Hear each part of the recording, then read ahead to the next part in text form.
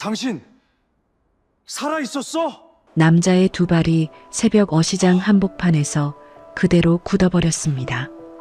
5년 전 여객선 침몰 사고로 차디찬 바다에 가라앉았다던 아내였습니다. 그 아내가 지금 눈앞에서 빨갛게 튼 손으로 생선배를 가르고 있었습니다. 그리고 그 치맛자락 뒤에서 담요를 뒤집어 쓴 두 아이가 나타났습니다. 진우를 쏙 빼닮은 눈매의 4살배기 쌍둥이였습니다. 아내는 왜 살아있으면서 죽은 사람이 되어야 했을까요? 그 5년 동안 대체 무슨 일이 있었던 걸까요? 동해의 새벽은 남달랐습니다. 육지가 아직 잠든 시각, 항구만은 이미 깨어 있었습니다.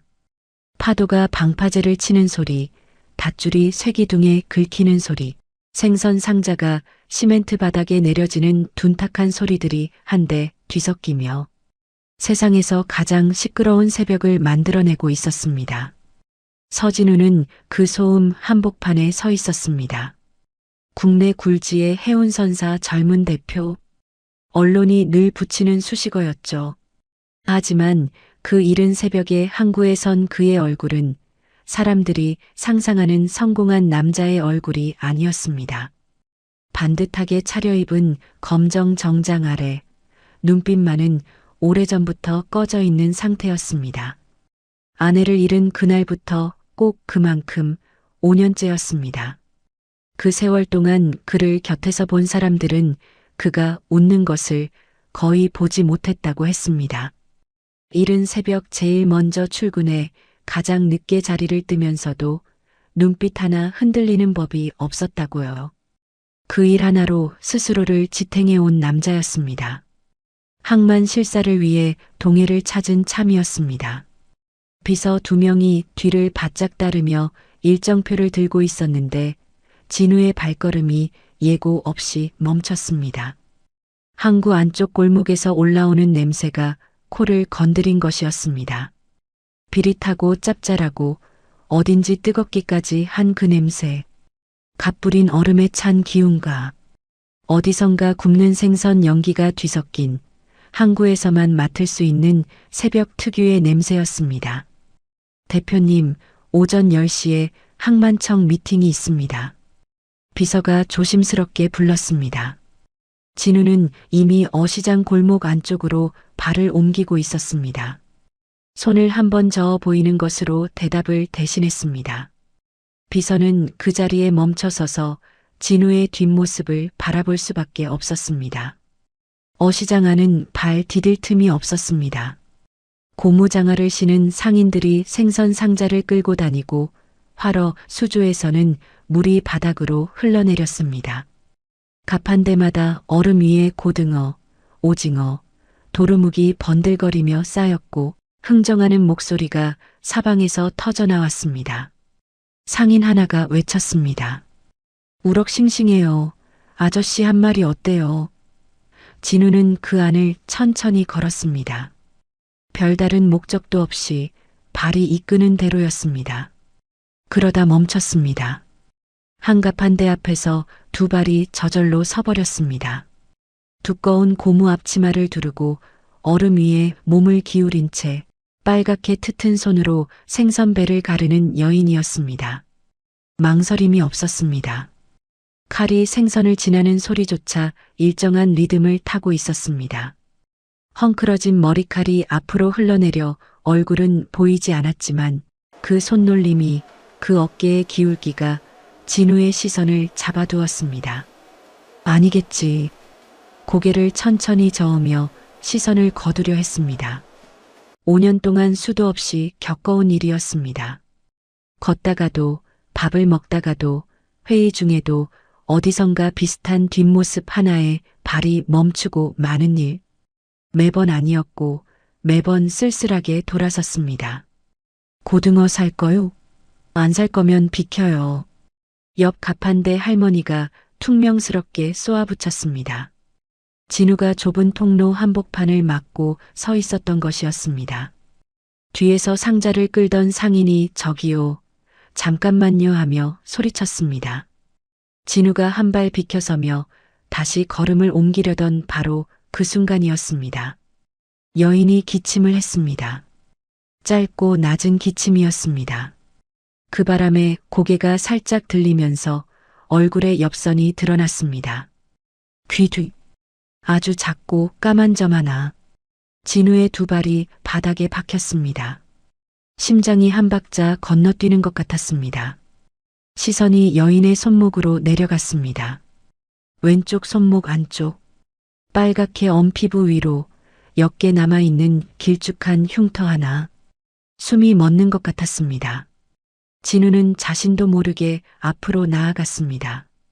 사람들을 해치고 가판대 모서리에 허벅지가 부딪히는 것도 느끼지 못한 채였습니다. 그리고 여인의 손목을 잡았습니다. 연서야.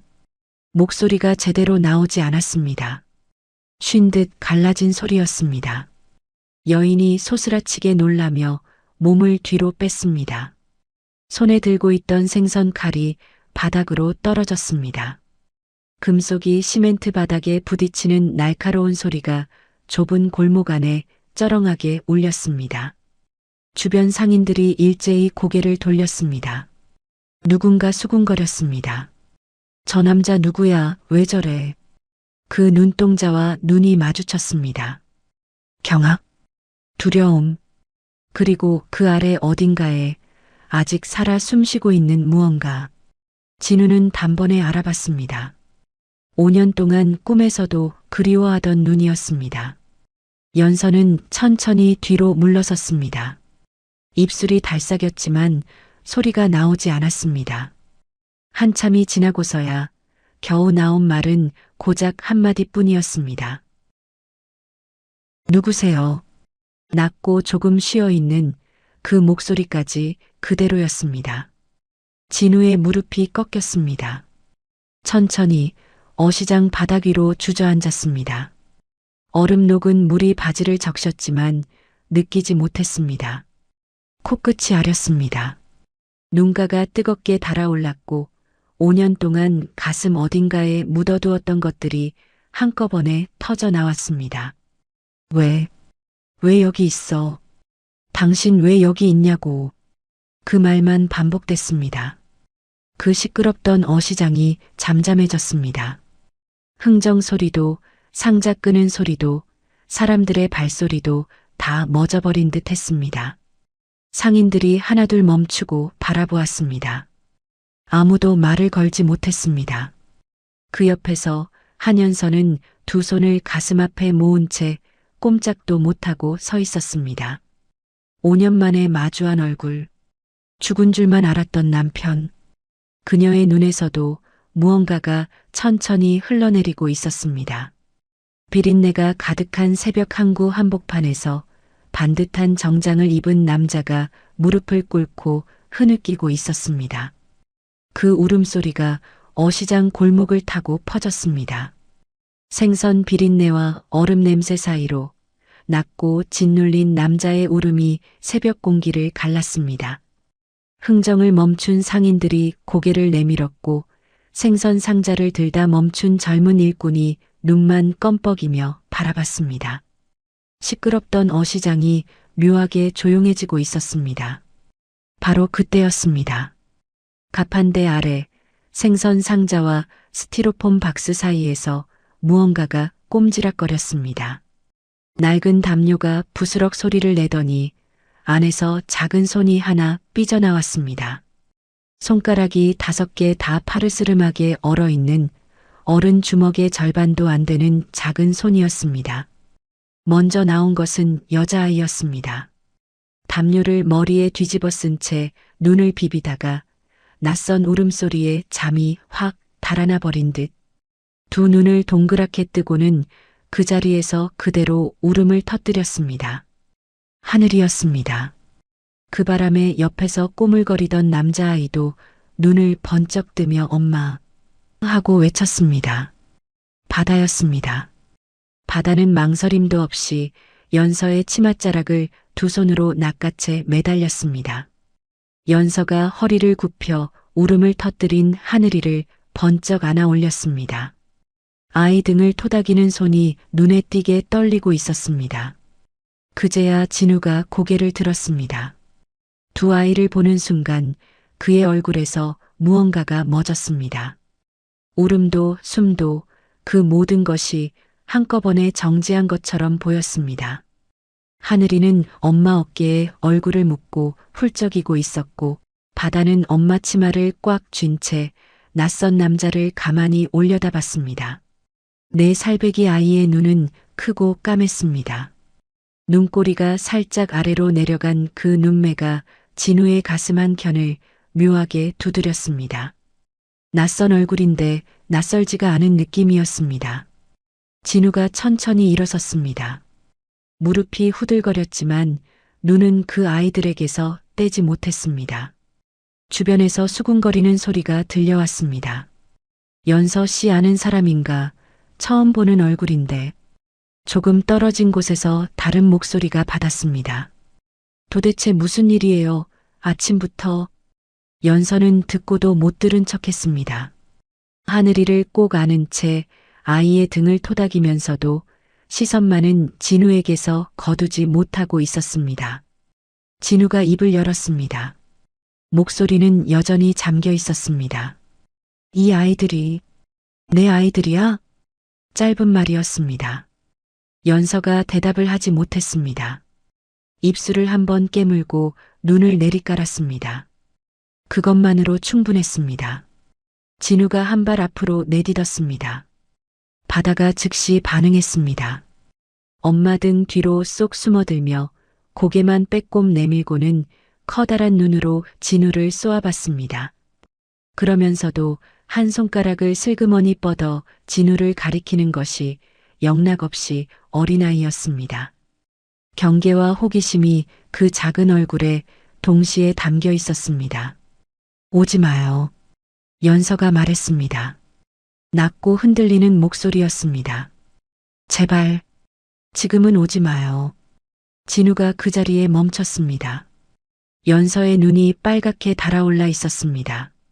새벽 칼바람에 트튼 볼 위로 눈물 자국이 하얗게 말라 있었고 그 위로 지금 새 눈물이 또 흘러내리고 있었습니다. 5년이라는 세월이 그 얼굴 위에 고스란히 새겨져 있었습니다. 아무것도 물어볼 수가 없었습니다. 진우는 말없이 코트를 천천히 벗었습니다. 그리고 쪼그려 앉아 엄마 등 뒤에 반쯤 숨은 바다 앞에 무릎을 꿇었습니다. 아이의 눈높이였습니다. 파랗게 얼어있는 조그만 손을 살며시 잡아 펴고 코트를 그 위에 조심스럽게 감아줬습니다. 바다가 움찔했습니다. 그래도 도망가지는 않았습니다. 낯선 어른이 자기 손을 감싸주는 것을 그저 눈을 껌뻑이며 받아들였습니다. 그 눈이 다시 진우의 얼굴을 찬찬히 살폈습니다. 그 순간이었습니다. 엄마 어깨에 얼굴을 묻고 있던 하늘이가 고개를 들었습니다. 울음이 좀 잦아든 듯 눈만 빨갛게 부은 채로 쪼그려 앉은 진우와 눈이 딱 마주쳤습니다. 하늘이는 잠깐 그를 물끄러미 바라보더니 아무런 예고도 없이 작은 손을 쭉 뻗어 진우의 손가락 하나를 꼭 쥐었습니다. 쥐는 힘이 생각보다 세고 그 손이 얼마나 차가운지 진우는 숨이 막혔습니다. 눈물이 다시 왔습니다. 이번엔 참지 못했습니다. 한참이 지나고 연서가 나직이 말했습니다. 거의 중얼거리는 수준이었지만 새벽 항구에 찬 공기 속에서 그 말은 또렷하게 들렸습니다. 찾아줄 줄 알았어요. 진짜로 믿었어요. 진우의 가슴이 철렁 내려앉는 것 같았습니다. 기다렸어요, 매일. 연서가 앞으로 쓰러지듯 기울었습니다. 진우가 벌떡 일어서며 두 팔로 받아 안았습니다. 하늘이는 그 틈에서도 손가락을 놓지 않은 채 두 사람 사이에 낀 형태가 됐고 바다는 엄마와 낯선 남자가 뭉쳐있는 것을 한동안 물끄러미 올려다보다가 조용히 두 사람의 다리 사이로 파고들었습니다. 어시장 골목이 조용했습니다. 찬바람이 불었고 멀리서 파도 소리가 낮게 깔려 들어왔습니다. 비린내 가득한 그 항구 한켠에서 네 사람이 얽힌 채 한동안 아무도 그 자리를 떠나지 못했습니다. 진우가 연서를 품에 안은 채 한참을 그 자리에 있었습니다. 바다와 하늘이가 두 사람 다리 사이에서 꼼지락거렸고 어시장 상인들은 슬금슬금 제자리로 돌아가며 다시 흥정 소리를 냈지만 진우의 귀에는 그 무엇도 들어오지 않았습니다. 연서의 어깨가 손 아래에서 가늘게 떨리고 있었습니다. 그 떨림이 손바닥을 타고 고스란히 전해져 왔습니다. 7년 전이 떠올랐습니다. 그 가을 진우는 긴 원양 항해를 마치고 갓 육지를 밟은 참이었습니다. 바다에서 몇 달을 보내고 항구로 돌아오면 늘 그랬듯 발이 이끄는 대로 포구 골목을 걸었습니다. 등에는 아직 배의 흔들림이 남아있는 것 같았고 짠바람을 너무 오래 맞아서 입술이 바짝 말라 있었습니다. 골목 끝에 조그마한 카페가 있었습니다. 간판도 변변치 않았고 유리창에는 손으로 쓴 메뉴판이 테이프로 붙어 있는 곳이었습니다. 평소라면 지나쳤을 곳이었습니다. 그런데 그날은 발이 멈췄습니다. 문을 밀자마자 카운터 안에서 의자를 정리하던 여자가 고개도 들지 않고 말했습니다. 아직 준비 중인데요. 거절도 그렇다고 나가라는 말도 아닌 그냥 사실을 전하는 목소리였습니다. 진우가 그래도 한 잔 되겠습니까 하고 묻자 잠깐 멈칫하더니 아무 말 없이 커피를 내리기 시작했습니다. 컵 하나가 탁자 위에 놓였습니다. 인사도 없이 웃음도 없이 그냥 왔다 갔습니다. 진우는 그 컵을 들어 한 모금 마셨습니다. 진하고 쌉싸름했습니다. 배 위에서 마시던 믹스커피와는 비교도 되지 않는 맛이었습니다. 그게 처음이었습니다. 항해를 마치고 육지에 발을 디딜 때마다 진우의 발걸음은 어느새 그 골목 끝으로 향했습니다. 연서는 그때마다 딱히 반기지도 내치지도 않았습니다. 왔으면 왔고 앉으면 앉은 사람처럼 그냥 있었습니다. 배 위에서는 늘 누군가 이름을 부르고 지시를 내리고 결정을 기다렸습니다. 그런데 이 작은 카페 안에서만은 아무도 진우를 재촉하지 않았습니다. 바다에서 한껏 긴장했던 어깨가 이 낡은 의자에 앉으면 스르르 내려갔습니다. 폭우에 폭풍 예보가 내려진 겨울 어기였습니다. 빗소리가 유리창을 사정없이 두드렸고 카페 안에는 진우 혼자였습니다.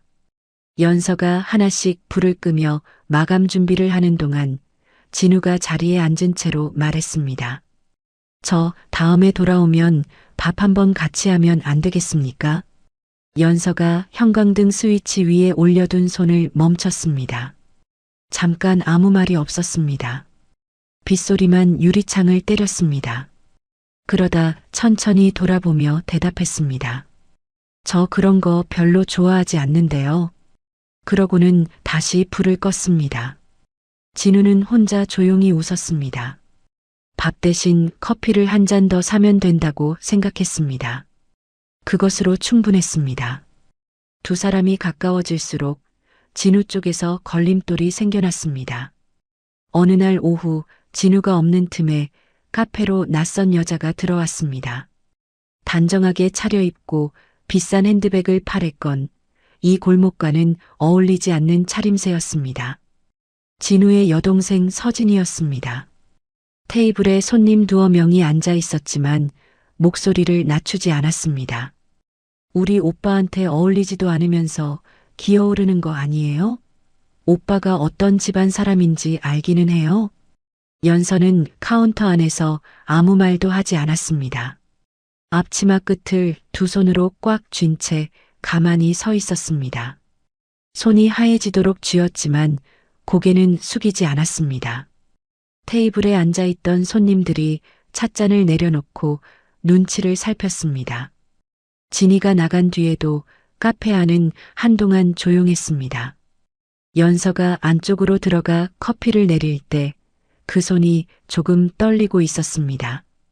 그 이야기를 전해 들은 진우는 그날 저녁 본가로 들어갔습니다.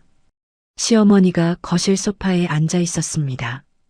진우가 그 앞에 마주서서 입을 열었습니다. 연서 없이는 상속권도 필요 없습니다. 찻잔을 내려놓는 소리가 탁 났습니다. 그 뒤로 아무 말이 없었습니다. 그 침묵이 허락도 포기도 아니라는 것쯤은 진우도 알고 있었습니다. 며칠 뒤 연서를 단둘이 찾아온 것은 시어머니였습니다.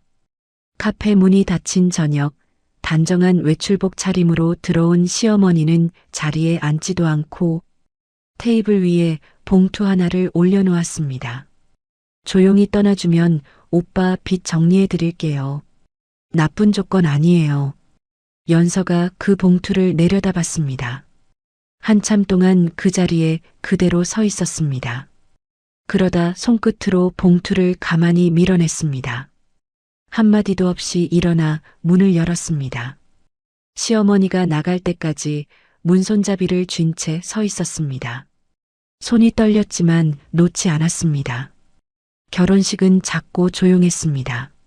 넓은 예식장도 많은 하객도 없었습니다. 시댁 식구 몇과 진우 친구 2명, 그리고 카페를 오래 운영해온 오너 할머니가 전부였습니다. 연서는 흰 원피스를 입고 머리에 작은 꽃핀 하나를 꽂았습니다. 진우가 그 모습을 보며 한참을 말을 잇지 못했습니다. 눈이 빨개졌지만 억지로 눌렀습니다. 서약을 읽는 내내 시어머니는 입을 굳게 다물고 있었습니다. 박수 소리는 작았습니다. 그래도 진우는 연서의 손을 꽉 쥐었고 연서도 놓지 않았습니다. 결혼 후의 일상은 겉으로는 잔잔했습니다. 그러나 시댁의 시선은 끊이지 않았습니다. 전화가 왔고 사람이 드나들었으며 연서 앞에서 무심한 척 던지는 말들이 이어졌습니다. 그럴 때마다 진우는 퇴근 후 연서 곁에 조용히 앉았습니다. 말은 많지 않았습니다. 그저 옆에 있었습니다. 연서는 그것으로 하루를 버텼습니다. 작고 조용하지만 그 시절이 두 사람의 가장 따뜻한 날들이었습니다. 그 잔잔한 날들이 얼마나 갔을까요? 결혼 후 1년쯤 지났을 무렵이었습니다. 봄이 폭우에 막 들어서던 어느 저녁, 진우가 퇴근하자마자 식탁에 마주 앉았습니다. 평소와 다른 분위기였습니다. 밥 한 숟가락을 뜨다가 숟가락을 내려놓으며 입을 열었습니다. 연서야, 나 한동안 배 타야 할 것 같아. 연서가 국그릇에서 고개를 들었습니다. 진우의 얼굴에 무거운 것이 얹혀 있었습니다. 회사에 사활이 걸린 원양 항로 개척이었습니다. 아무도 뚫지 않은 먼 바닷길을 직접 배를 몰아 열어야 하는 일이었고 그 일을 맡길 수 있는 사람이 이 회사 안에서 진우 외에는 없었습니다. 최소 석 달 상황에 따라 더 길어질 수도 있는 출항이었습니다. 연서는 아무 말도 하지 않았습니다. 잠깐 진우의 얼굴을 바라보다가 다시 숟가락을 들었습니다. 언제 떠나요? 목소리에 흔들림이 없었습니다. 진우가 그 담담함에 오히려 말문이 막혔습니다. 출항 전날 밤이었습니다. 진우는 늦게까지 서류를 챙기다 자정이 다 돼서야 침실로 들어왔습니다. 연서는 자는 줄 알았는데 자리에 앉아 창밖을 바라보고 있었습니다. 폭우의 밤바다가 창 너머로 잔잔하게 일렁이고 있었습니다. 진우가 옆에 나란히 앉으며 연서의 손을 두 손으로 감아 쥐었습니다. 돌아오면 여행 가자. 둘이서 멀리. 연서가 고개를 끄덕였습니다. 그런데 입술이 조금 떨렸습니다. 말은 끝내 나오지 않았습니다. 이튿날 새벽 진우가 부두로 나갔습니다. 연서는 방파제 끝에 서서 배가 수평선 너머로 사라질 때까지 그 자리를 지켰습니다.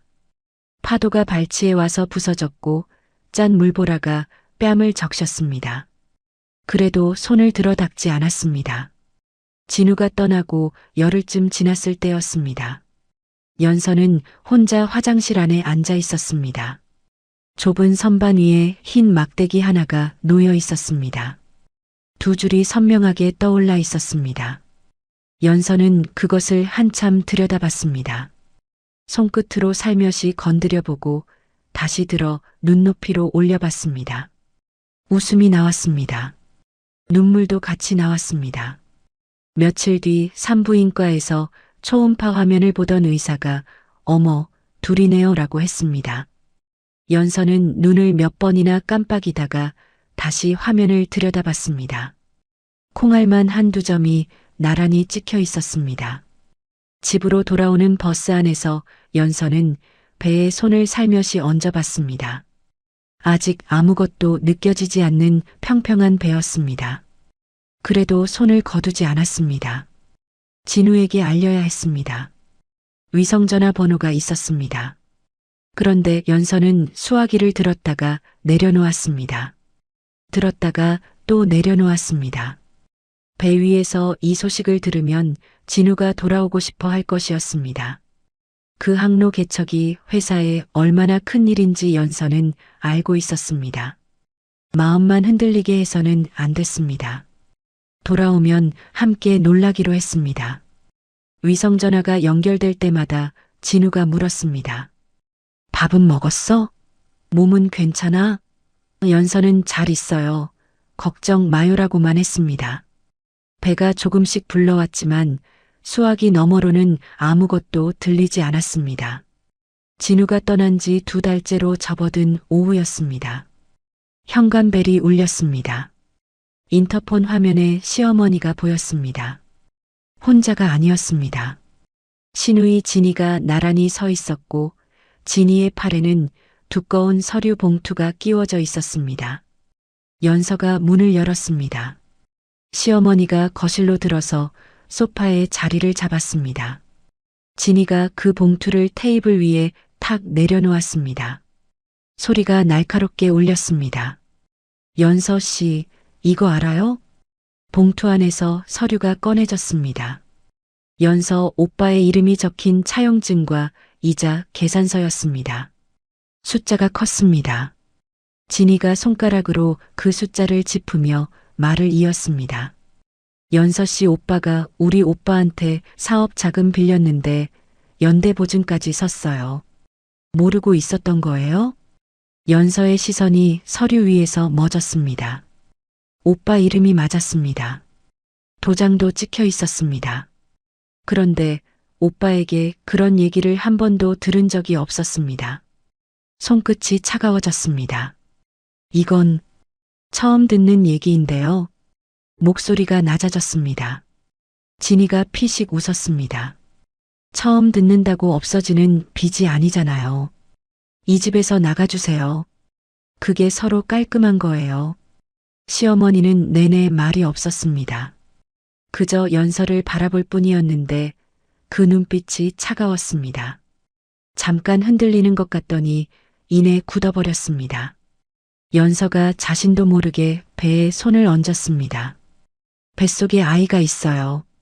목소리가 떨렸습니다. 그래도 또렷하게 말했습니다.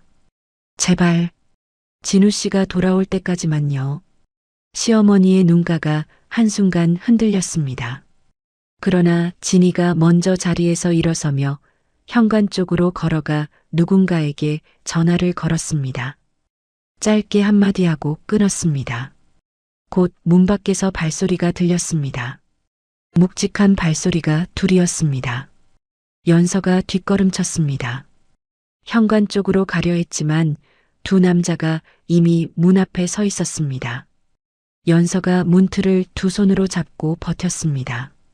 손가락이 하얗게 될 때까지 쥐었습니다. 배를 보호하려는 듯 몸이 안쪽으로 웅크러들었습니다. 부두가 가까워졌을 때 연서는 위성전화 번호를 눌렀습니다. 신호음이 갔습니다. 한 번, 두 번, 세 번. 현재 연결할 수 없습니다. 자동 응답이 끊겼습니다.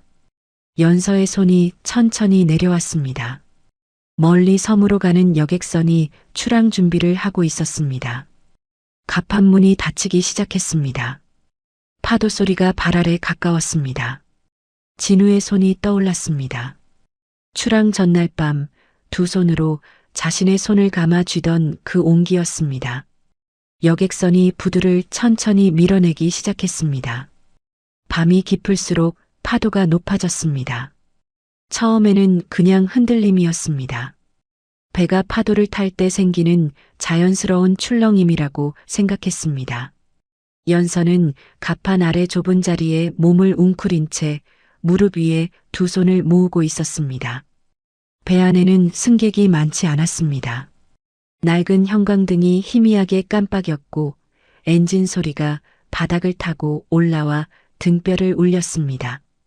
그러다 배가 한쪽으로 크게 기울었습니다.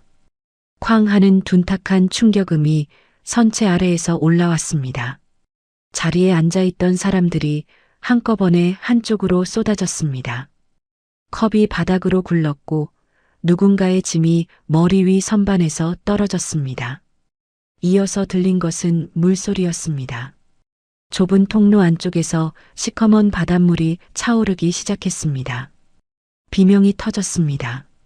연서는 본능적으로 배를 두 팔로 감싸 쥐었습니다.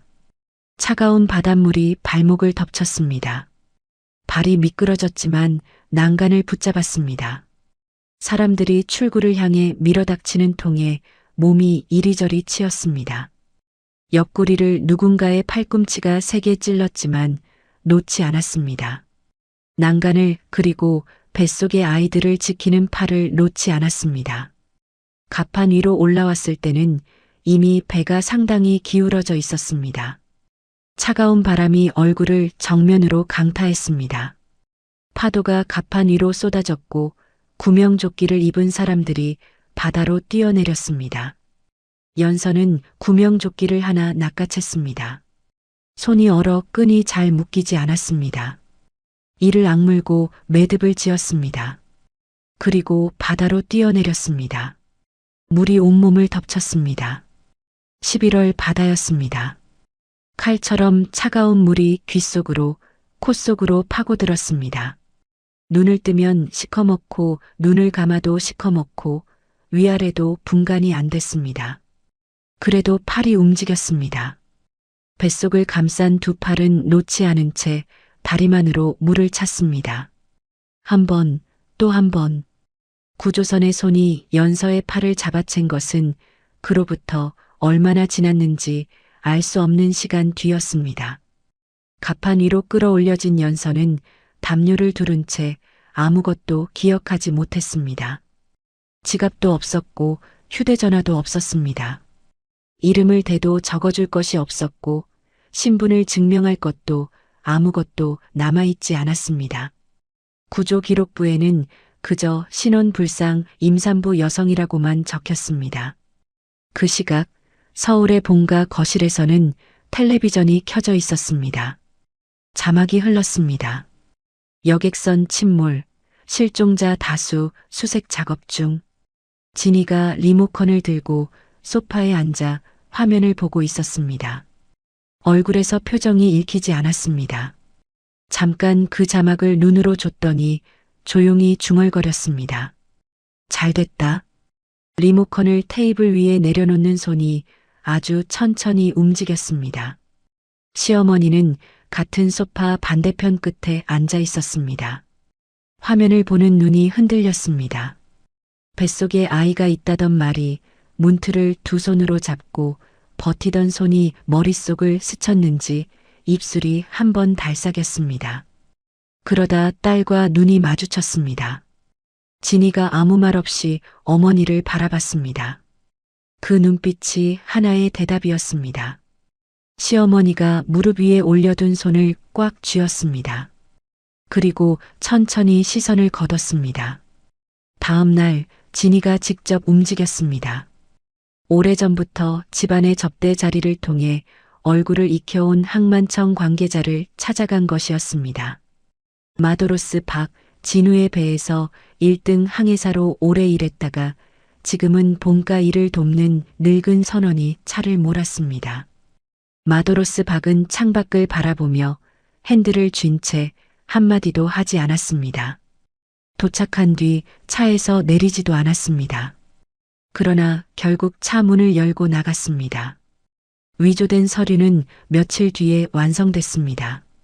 사망 확인서, 수습 불가로 인한 수장 처리, 그 위에 공인 도장이 찍혔습니다. 진우가 육지로 돌아온 것은 항로 개척을 마치고 항구에 닻을 내린 날이었습니다. 배에서 내리는 얼굴이 거뭇하게 탔습니다. 오랜 항해를 마친 사람의 지친 기색이 역력했지만 눈빛만은 살아있었습니다. 연서에게 줄 선물이 가방 안에 있었습니다. 여행 가자고 약속했으니 이번엔 꼭 지킬 작정이었습니다. 부두에 시어머니가 나와 있었습니다. 그것부터 이상했습니다. 시어머니는 마중을 나오는 사람이 아니었습니다. 얼굴이 굳어 있었고 옆에는 마도로스 박이 서 있었습니다. 진우가 가방을 내리며 어머니 웬일이십니까 하고 물었습니다.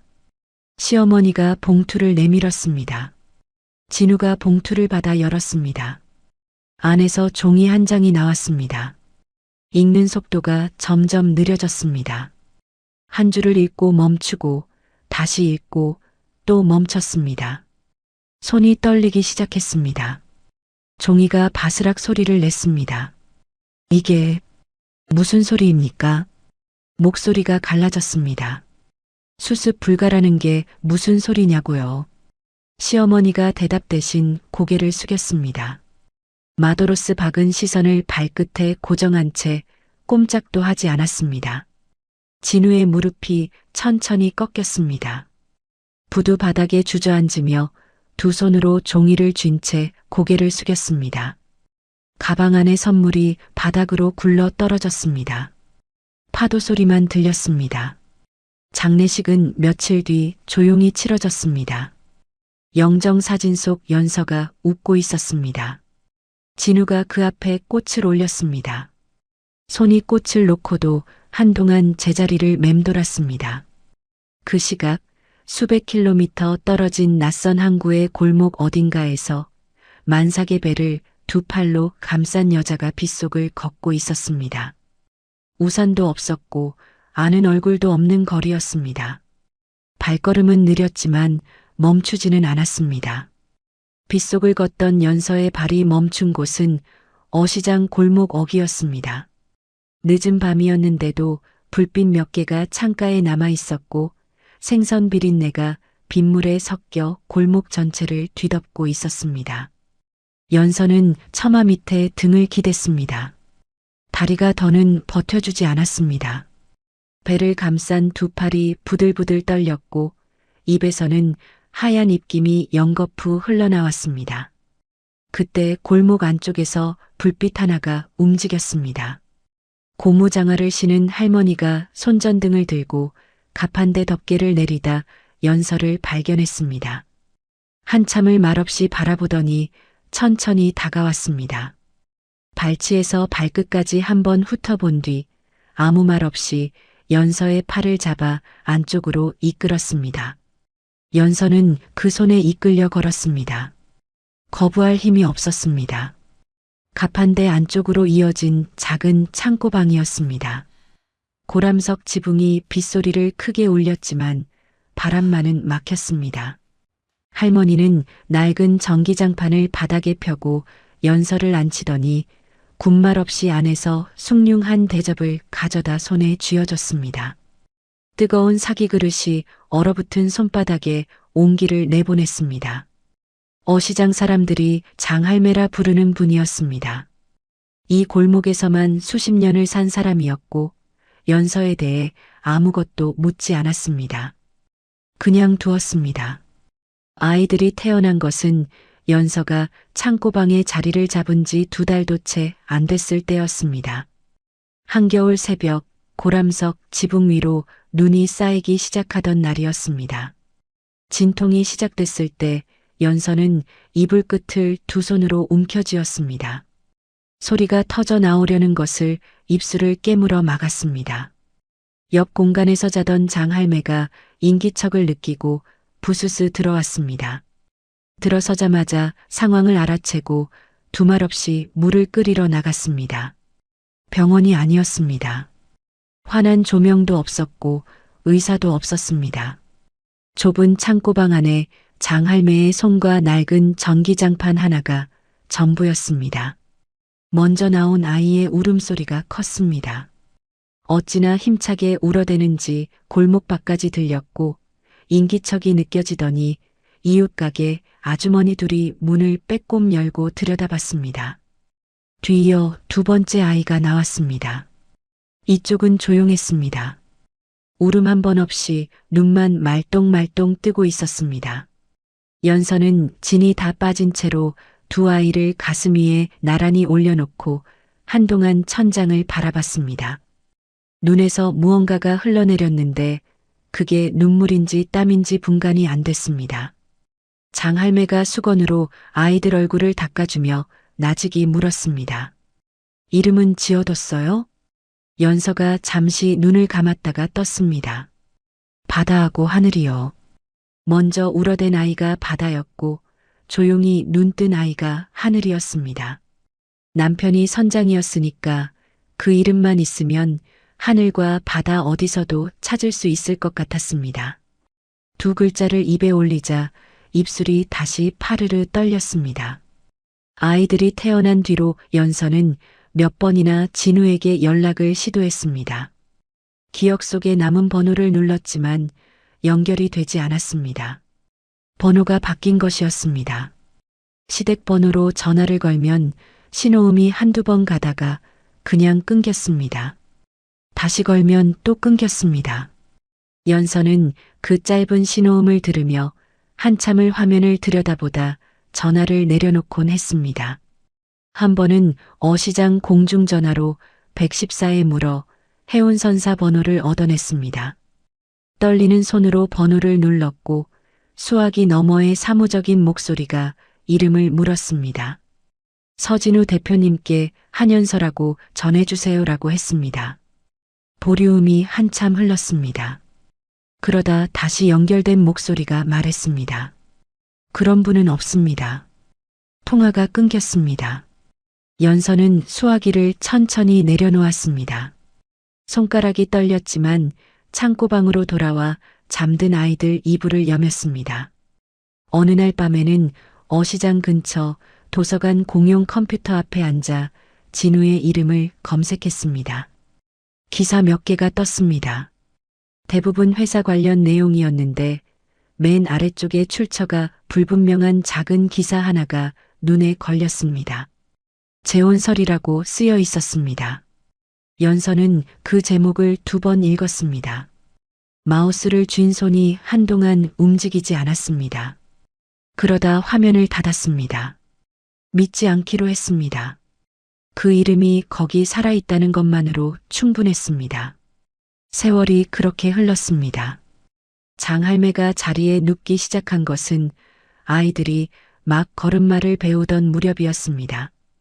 다리가 부어 가판대에 나오지 못하는 날이 늘었고 어느 일은 봄날 아침에는 그냥 일어나지 못했습니다. 연서는 아이 둘을 안은 채 그 방 앞에 서 있었습니다. 가판대는 자연스럽게 연서에게 넘어왔습니다. 물려준다는 말도 부탁한다는 말도 없이 그냥 그렇게 됐습니다. 아이들이 처음 걸음마를 뗀 날 연서는 혼자였습니다. 바다가 비틀거리다 두 발로 중심을 잡는 순간 연서는 얼른 손을 뻗으려다 걷었습니다. 혼자 서는 것을 지켜봤습니다. 그 자리에 주저앉아 한참을 바라보는데 목구멍 안에서 무언가가 울컥 치밀어 올랐습니다. 소리 없이 입술만 발삭였습니다. 아이한테는 보이고 싶지 않았습니다. 밤이 깊으면 두 아이를 가슴에 꼭 안고 가판대 덮개 밑에 웅크렸습니다. 칼바람이 틈 사이로 파고들어 깃바퀴를 에었고 멀리서 파도 소리가 낮게 깔려 들어왔습니다. 연서가 이불 끝을 여미며 나직이 말했습니다. 조금만 더 기다리자. 아빠가 올 거야.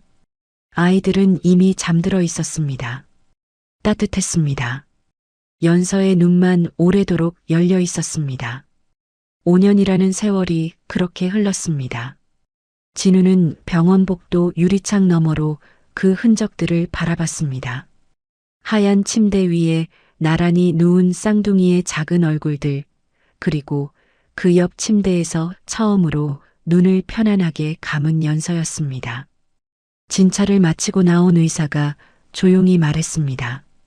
아이들은 영양 상태가 좋지 않다고, 연서의 손은 동상 직전이었다고, 그러면서도 두 사람 다 생각보다 단단하다고 했습니다.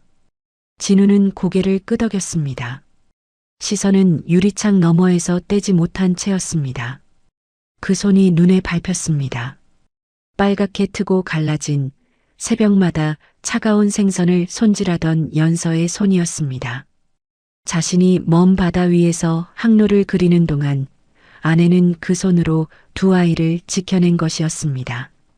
진우가 복도 의자에 앉아 가방을 무릎 위에 올렸습니다. 비서가 차에서 가져다 준 서류 봉투였습니다. 그 안에 5년 전 시어머니에게 건네받았던 사망 확인서 사본이 들어 있었습니다. 형광등빛 아래서 종이를 한 줄 한 줄 짚어 내려갔습니다. 공인 도장 번호에서 손가락이 멈췄습니다. 당시 담당자 이름 아래 찍힌 직인이었는데 진우가 기억하는 항만청 관계자의 이름과 달랐습니다. 숫자 하나가 오른쪽으로 미세하게 흐트러진 것도 눈에 들어왔습니다. 곱게 눌러 찍은 것이 아니라 다른 서류에서 오려붙인 흔적이었습니다. 비서에게 전화를 걸어 침몰 당시 구조 기록을 입수해 달라고 했습니다. 2시간 뒤 팩스로 넘어온 구조자 명단을 펼쳤습니다. 페이지 중간쯤에서 진우의 눈이 멈췄습니다. 신원 불상 임산부 여성, 구조 후 응급처치 완료. 날짜가 연서가 그 배에 탔던 바로 그날이었습니다. 진우가 종이를 내려놓았습니다. 눈을 잠깐 감았다가 천천히 떴습니다. 마도로스 박이 사는 곳은 항구 인근 낡은 빌라 2층이었습니다.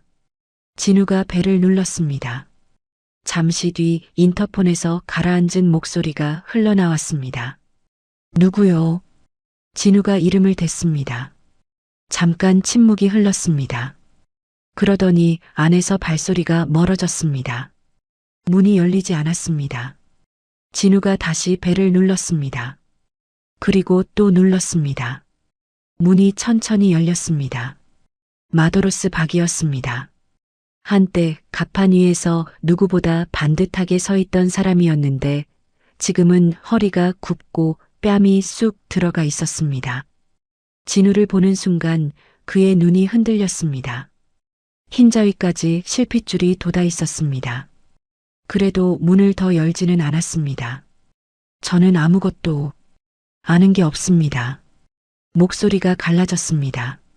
진우는 대답하지 않았습니다. 손에 들고 있던 봉투에서 종이 한 장을 꺼내 문틈 사이로 조용히 밀어 넣었습니다. 침몰 당일 구조자 명단이었습니다. 마도로스 박의 시선이 천천히 내려갔습니다. 종이 위를 훑던 눈이 신원 불상 임산부 여성이라는 글자 위에서 멈췄습니다. 문손잡이를 쥔 손가락 끝이 미세하게 떨렸습니다. 진우가 낮고 가라앉은 목소리로 말했습니다. 검찰에 먼저 가겠습니다. 박 선장님 이름도 함께 넣겠습니다. 마도로스 박이 눈을 감았습니다. 한참 동안 아무것도 움직이지 않았습니다. 그러다 옆으로 천천히 물러서며 문을 활짝 열었습니다. 방 안에는 낡은 소파 하나와 작은 밥상 하나뿐이었습니다. 벽에 걸린 달력이 2달 전에서 멈춰 있었습니다. 마도로스 박이 밥상 앞에 주저앉으며 두 손을 무릎 위에 얹었습니다. 그 손이 가늘게 떨렸습니다. 위아래로 멈추지 않고 떨렸습니다. 제가 잘못했습니다. 첫 마디가 나오자 나머지 말들이 천천히 따라 나왔습니다. 진희 씨가 차를 몰라고 했던 날 누구를 만나러 가는 건지 알면서도 운전대를 잡았다고 했습니다. 항만청 관계자와의 만남이 끝나고 나오는 진희 씨의 손에서 뭔가 넘어가는 것을 봤다고 했습니다.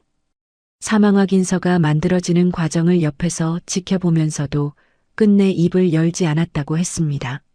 한 번은 시어머니에게 넌지시 말을 꺼냈더니 자네도 이 집 일에 엮인 사람 아닌가라는 말 한마디에 그냥 고개를 숙였다고 했습니다. 한 번만 용기를 냈더라면 목소리가 완전히 잠겼습니다. 마도로스 박의 눈에서 눈물이 볼을 타고 흘러내렸습니다. 닦지 않았습니다. 두 손을 무릎 위에 얹은 채 그냥 흘렸습니다. 진우는 소파에 앉은 채로 그 말을 끝까지 들었습니다. 고백이 이어지는 내내 주먹을 무릎 위에 올려놓고 꽉 쥐었습니다. 손등의 힘줄이 하얗게 드러났습니다. 턱에 힘이 들어갔지만 말을 끊지 않았습니다. 모든 말이 끝난 뒤였습니다. 진우가 천천히 자리에서 일어섰습니다. 법정에서 지금 하신 말씀을 그대로 해주시겠습니까? 방안이 조용했습니다. 마도로스 박이 한참 만에 고개를 숙였습니다. 천천히 그러나 또렷하게 내려가는 고개였습니다. 진우가 방을 나왔습니다. 복도에서 걸음을 멈추고 잠깐 눈을 감았습니다. 빌라 외벽 너머로 파도 소리가 낮게 깔려 들어왔습니다. 손은 아직 쥐어진 채였습니다. 진우가 빌라 계단을 내려오는 동안 손이 풀리지 않았습니다. 주차장에 세워둔 차 앞에 서서 열쇠를 꺼내다가 한번 멈췄습니다. 차가운 쇠 손잡이를 쥐고 하늘을 한번 올려다봤습니다. 회색 구름이 낮게 깔려 있었고 바람이 귓바퀴를 스쳤습니다. 잠깐이었습니다. 진우가 차 문을 열고 안으로 들어갔습니다. 행선지는 본가였습니다. 서진우가 자라난 그 집은 항구가 내려다 보이는 언덕 위에 있었습니다. 높은 담장에 육중한 대문, 가지가 넓게 뻗은 소나무가 마당을 감싸고 있는 오래된 저택이었습니다. 진우는 그 대문 앞에서 차를 멈추고 잠깐 정면을 바라봤습니다. 어릴 때부터 수없이 들고 나던 문이었습니다. 그런데 오늘은 낯설었습니다. 처음 보는 건물처럼 눈에 들어왔습니다. 대문을 밀었습니다. 응접실 유리문 너머로 시어머니와 진이가 보였습니다. 찻잔을 앞에 두고 마주 앉아 있다가 진우가 들어서자 두 사람이 동시에 고개를 들었습니다. 놀란 기색이 아니었습니다. 올 것이 왔다는 듯 진이가 먼저 등받이에 등을 기댔습니다. 진우는 소파에 앉지 않았습니다. 문 옆에 서서 봉투를 열었습니다. 종이 3장이 테이블 위로 던져졌습니다. 마도로스 박의 고백을 녹음한 파일 번호가 적힌 출력본, 침몰 당일 구조자, 명단 사본, 그리고 공인 도장 번호가 형광펜으로 표시된 위조 사망확인서 대조표였습니다. 진이가 서류를 훑어보며 코웃음을 쳤습니다. 이게 무슨 증거가 돼요, 오빠? 옛날 구조 명단에 이름도 없는 임산부 한 명이 있었다고 해서 그게 연서 씨라는 걸 어떻게 증명해요? 진우가 재킷 안주머니에서 핸드폰을 꺼냈습니다. 화면을 몇 번 두드리더니 테이블 위에 올려놓았습니다. 재생 버튼을 눌렀습니다. 마도로스 박의 목소리가 흘러나왔습니다. 떨리고 쉰 목소리였지만 말 한마디 한마디는 또렷했습니다.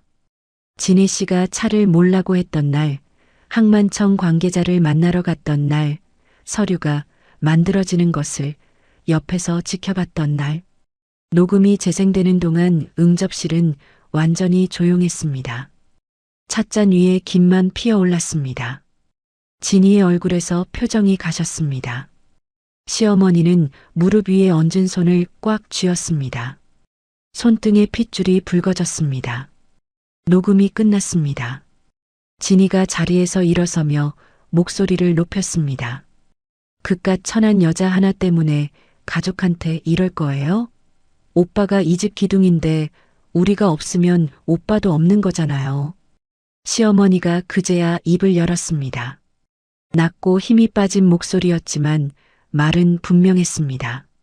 진우야, 지금이라도 그 여자 정리하면 아무 일 없던 거야. 해운그룹 후계자 자리를 지켜야지. 그게 이 집안 남자가 할 일이야. 진우가 어머니를 바라봤습니다. 한동안 말이 없었습니다. 시어머니의 눈이 아들의 눈을 피하지 않으려 했지만 손만은 계속 떨렸습니다.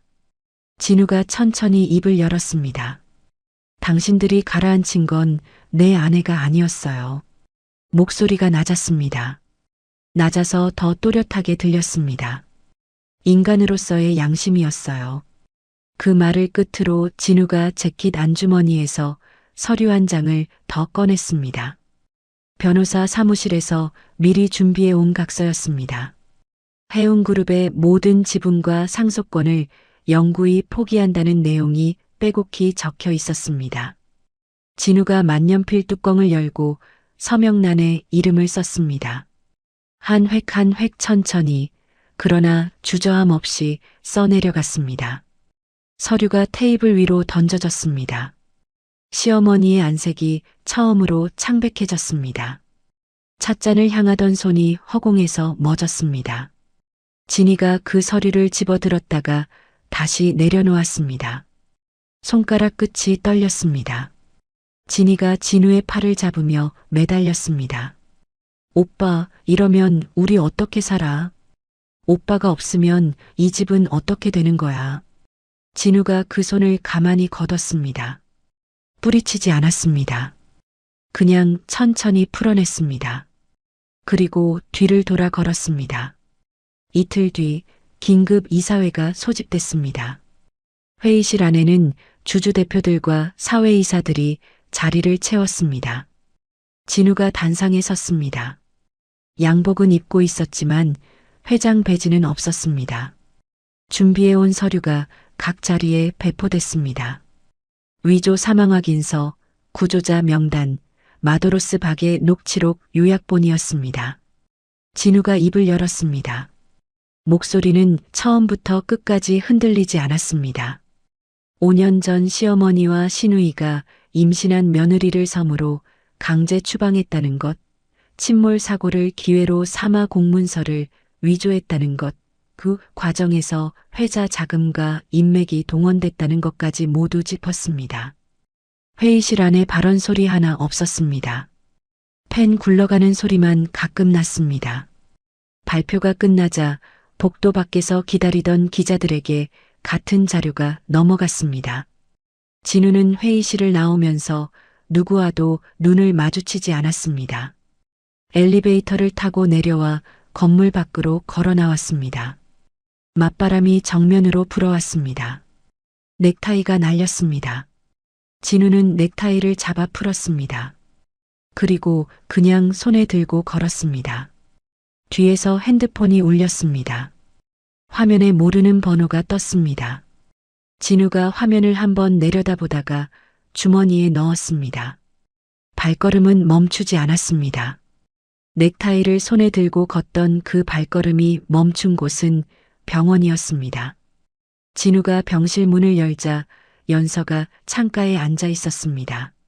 쌍둥이는 그 발치에서 담요를 깔고 뭔가를 쪼물거리며 놀고 있었습니다. 연서가 진우의 얼굴을 보더니 아무것도 묻지 않았습니다. 그냥 가만히 바라봤습니다. 진우가 문 옆 벽에 등을 기대며 천천히 숨을 내쉬었습니다. 그것으로 충분했습니다. 일주일 뒤 네 사람은 포구 마을로 내려왔습니다. 집을 구한 것은 진우가 직접 발로 뛴 결과였습니다. 반듯한 양복 차림으로 복덕방 문을 밀고 들어서자 안에 앉아있던 주인 아저씨가 위아래를 훑으며 눈을 껌뻑였습니다. 진우가 포구 쪽으로 작은 집 하나 보고 싶습니다라고 하자 아저씨가 잠깐 뜸을 들이다 물었습니다. 얼마짜리로요? 진우가 말한 금액에 아저씨가 잠시 머뭇거리더니 서류를 뒤적였습니다. 그렇게 얻은 집이었습니다. 방 2개짜리 작은 집이었습니다. 마당이 좁고 담장이 낮았으며 부엌 창문을 열면 포구 쪽 바람이 직접 들어왔습니다. 이삿날 옮길 살림이 많지 않았습니다. 담요 몇 채와 옷가방 그리고 쌍둥이 신발 2켤레가 전부나 다름없었습니다. 빈 방에 짐을 내려놓고 나자 바닥이 훤히 보였습니다. 바다가 텅 빈 방 안을 이리저리 뛰어다니다가 미끄러져 엉덩방아를 찍고는 아무렇지도 않게 일어나 또 뛰었습니다. 하늘이가 그 뒤를 쫓았습니다. 두 아이의 발소리가 빈 방 안에서 통통 튀었습니다.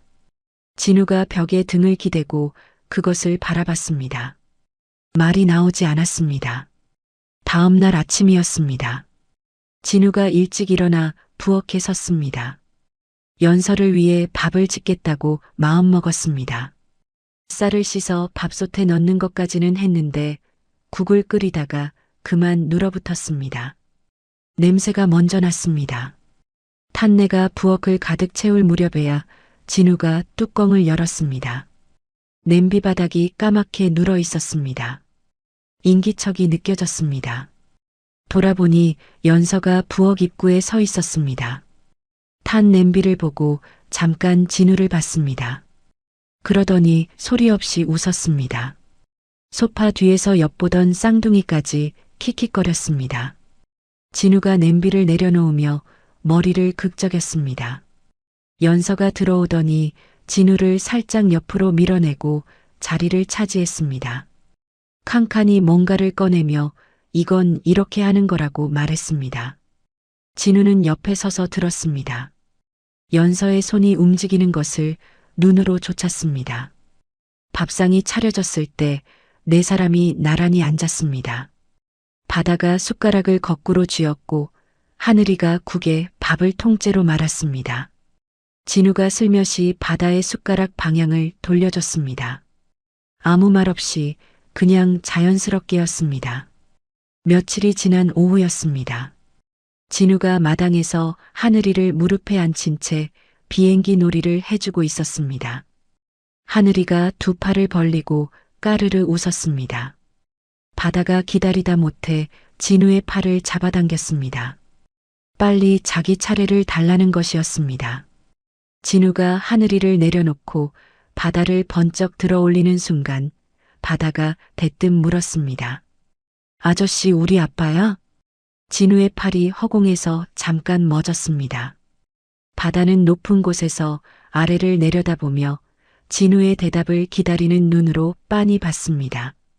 연서가 부엌 창문 너머에서 그 소리를 들었는지 손이 멎는 것이 보였습니다. 진우가 바다를 천천히 내려 무릎에 앉혔습니다. 눈높이를 맞추며 입을 열었습니다. 응, 아빠야. 바다가 그 말을 한동안 우물거리는 것 같더니 다시 비행기 하고 외치며 팔을 벌렸습니다. 진우가 다시 들어 올렸습니다. 눈가가 뜨거워졌지만 억눌렀습니다. 어느 저녁 나절에는 마당에서 소동이 벌어졌습니다. 골목에서 놀던 동네 아이 셋이 담장 너머로 바다를 가리키며 수군거렸습니다. 아빠도 없이 이사 온 애들이래. 바다가 그 말을 들었는지 모았던 돌멩이를 손에서 툭 떨어뜨렸습니다. 하늘이가 오빠 쪽으로 슬금슬금 붙었습니다. 골목 아이들이 웃었습니다. 부엌에서 그 소리를 들은 진우가 마당으로 나왔습니다. 담장 앞에 서서 아이들을 바라봤습니다. 말을 크게 하지도 목소리를 높이지도 않았습니다. 그냥 거기 서서 조용히 아이들과 눈을 맞췄습니다. 잠깐이었습니다. 골목 아이들이 슬그머니 흩어졌습니다. 진우가 돌아서며 바다와 하늘이를 내려다봤습니다. 그리고 아무 일 없었다는 듯 들어가자 저녁 먹게라고 말했습니다. 밤이 깊었습니다. 아이들을 재우고 나서 진우와 연서가 포구 쪽으로 걸었습니다. 파도 소리가 낮게 깔렸고 먼 등대 불빛이 물 위에서 흔들렸습니다. 두 사람이 나란히 걸었습니다. 말이 없어도 어색하지 않은 걸음이었습니다. 한참 뒤에 연서가 입을 열었습니다. 저 혼자였던 거 아니에요.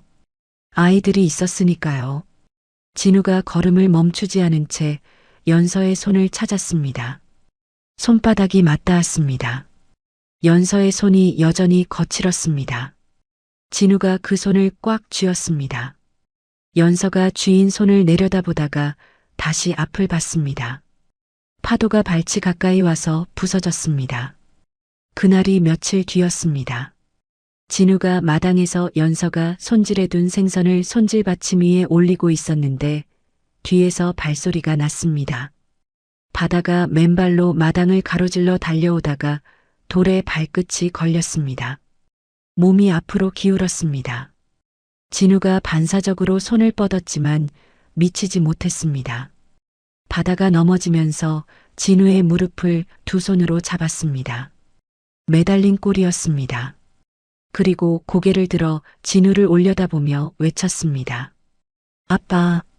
진우의 손이 허공에서 그대로 굳었습니다.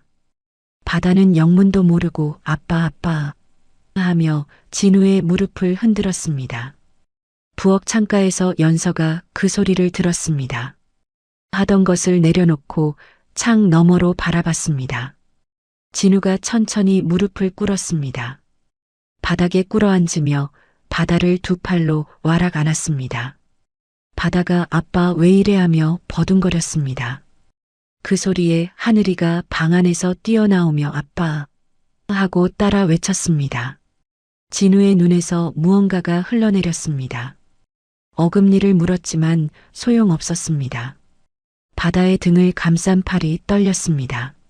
아이들은 왜 우느냐고 물어댔고 진우는 아무 대답도 하지 못한 채 두 아이를 그냥 꼭 안고 있었습니다. 연서가 부엌 문틀에 손을 짚고 그 모습을 바라봤습니다. 앞치마 끝을 잡은 손이 하얗게 쥐어졌습니다. 폭우바람이 마당을 가로질러 불어왔습니다. 그렇게 계절이 한 바퀴를 돌았습니다. 포구 마을의 아침은 늘 일찍 시작됐습니다. 진우가 새벽 안개 속에 작은 어선을 몰고 나가면 연서가 부엌에서 아이들 아침을 챙겼습니다. 바다와 하늘이는 어느새 이 마을 골목을 제집 드나들듯 뛰어다니는 아이들이 됐고 동네 어른들은 그 쌍둥이를 보면 절로 웃음이 나온다고 했습니다. 어선에서 돌아온 진우가 장화를 벗으며 마당으로 들어서면 두 아이가 달려 나와 다리에 매달리는 것이 하루의 끝이었습니다. 작고 소박한 하루들이 쌓여가고 있었습니다. 그날도 연서는 마당에서 생선을 손질하고 있었습니다. 가을 햇살이 담장 위로 넘어오던 오후였습니다. 골목 어귀에 인기척이 났습니다. 연서가 고개를 들었습니다. 담장 밖에 여자 하나가 서 있었습니다. 두꺼운 외투를 여미고 작은 보따리를 손에 든 채였습니다. 머리가 많이 새어 있었고 전에 없이 허리가 굽어 있었습니다. 연서의 손이 생선 위에서 멎었습니다. 시어머니였습니다. 두 사람의 눈이 마주쳤습니다. 시어머니의 눈이 즉각 흔들렸습니다. 한 발 앞으로 내디디려다 멈추고 또 내디디려다 멈췄습니다. 발이 마음대로 움직이지 않는 것 같았습니다. 연서가 먼저 몸을 일으켰습니다. 앞치마에 손을 닦았습니다. 그리고 그 자리에 그냥 서 있었습니다. 오지 말라는 것도 들어오라는 것도 아니었습니다. 그냥 서 있었습니다. 시어머니가 마당 안으로 들어왔습니다. 한 걸음, 두 걸음, 연서 앞에까지 와서 멈추더니 그대로 무릎이 꺾였습니다. 천천히 그러나 막을 수도 없는 속도로 마당 흙바닥 위에 두 무릎이 내려앉았습니다. 마당이 조용해졌습니다. 바람 소리만 담장을 넘어왔습니다. 내가 눈이 멀었어. 시어머니의 목소리가 갈라졌습니다. 보따리를 쥔 손이 흙 위에서 부들부들 떨렸습니다. 내 손주들을 너를 사지로 몰았어. 죽을 죄를 지었다. 말이 끝나기도 전에 어깨가 들썩였습니다. 소리도 없이 눈물이 쏟아지는 울음이었습니다. 오래 참아온 것이 한꺼번에 무너지는 듯 했습니다. 방 안에서 놀던 바다가 마당 쪽을 기웃거리더니 쪼르르 나왔습니다. 마당 한가운데 낯선 할머니가 무릎을 꿇고 있는 것을 보자 발이 멈췄습니다. 눈을 크게 뜨고 연서를 올려다보며 작은 목소리로 물었습니다. 저 할머니 왜 울어요? 그 한마디가 마당 안을 울렸습니다. 시어머니의 어깨가 더 크게 흔들렸습니다. 연서의 눈가가 뜨겁게 달아올랐습니다. 그때 대문 쪽에서 발소리가 났습니다. 진우가 들어서다가 굳었습니다. 시어머니를 본 순간 표정이 싸늘하게 가라앉았습니다. 두어 걸음 성큼 앞으로 나섰습니다. 어떻게 여기를? 목소리가 낮고 차가웠습니다. 팔에 힘이 들어갔습니다. 연서의 손이 그 팔을 가만히 잡았습니다. 진우가 멈췄습니다. 연서를 내려다봤습니다. 연서는 진우의 팔을 잡은 채 고개를 저었습니다. 말이 없는 눈빛이었습니다. 진우의 턱에 힘이 들어갔지만 발이 더 나아가지 않았습니다. 시어머니가 고개를 들어 진우를 바라봤습니다. 눈이 벌겋게 부어 있었습니다. 진우야, 할 말이 없다. 변명도 없어. 나쁜 어미였어. 진우가 시선을 거뒀습니다. 담장 너머 하늘 쪽으로 고개를 돌리며 이를 악물었습니다. 연서가 천천히 앞으로 나왔습니다. 그리고 마당 흙바닥에 무릎을 꿇고 있는 시어머니 앞에 쪼그려 앉았습니다. 눈높이가 맞아졌습니다. 시어머니의 떨리는 손을 한참 바라봤습니다. 흙이 묻어 있었고 손등에 핏줄이 붉어져 있었습니다. 언제 이렇게 늙었는지 그 손이 생각보다 작고 차가워 보였습니다.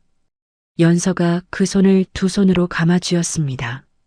시어머니가 숨을 들이켰습니다. 그리고 다시 울음이 터졌습니다. 이번엔 소리가 났습니다. 연서가 낮은 목소리로 말했습니다. 이 아이들한테 할머니가 있다는 걸 알려주고 싶어요. 진우가 그 말에 고개를 돌렸습니다. 연서를 바라봤습니다. 눈에 무언가가 차올랐습니다. 입술이 달싹이다 닫혔습니다. 바다가 어느새 연서 옆에 와서 시어머니를 올려다보고 있었습니다. 잠깐 망설이더니 조그만 손을 슬그머니 뻗어 시어머니의 소매를 살짝 건드렸습니다. 시어머니가 그 손을 봤습니다. 눈물이 그친 것도 아닌데 손이 먼저 움직였습니다.